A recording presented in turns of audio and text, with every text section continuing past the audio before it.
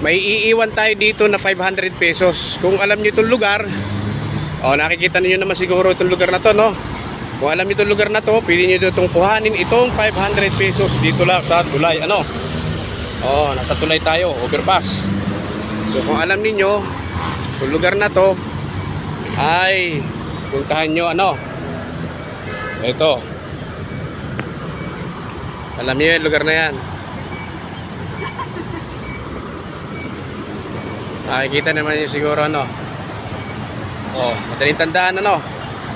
Basta nasa ibabaw lang ng tulay, madaling matandaan. Kung familiar ka dito sa lugar na to, puntahan nyo na lang, ano?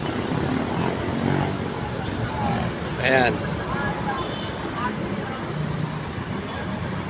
So dito natin ito lalagay sa gilid. Dito natin lalagay sa gilid. Okay, dyan lang yan sa gilid.